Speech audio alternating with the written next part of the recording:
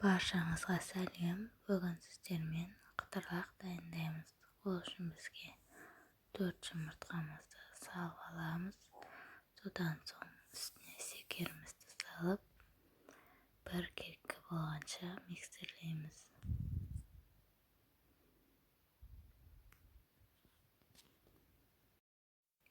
Толық араластырғаннан соң үстіне сары майымызды салып, тағы да араластырамыз.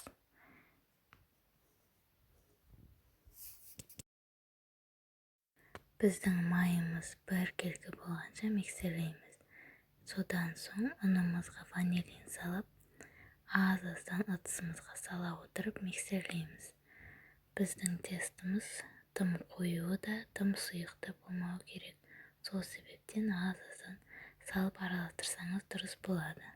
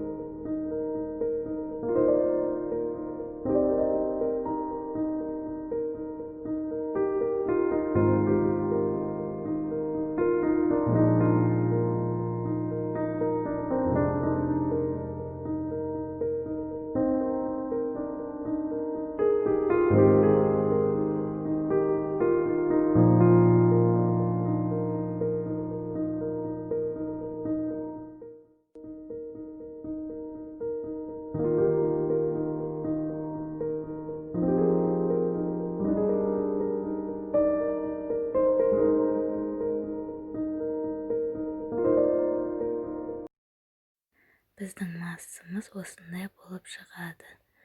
Сұйық болып жатса, ұныңызды салып, қою етіп алсаңыз болады. Және де вафельницамызды қыздырып алып, бетіне азғантай май жағамыз.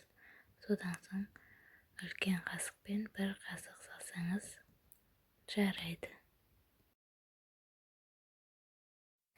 Осылайша қызып тұрған вафельницамызға бір қасықтан сала отырып, қызарғанша пісіріп аламыз. Піскен бойда өзіңіздің қалаған формаңызда оразаңыз болады.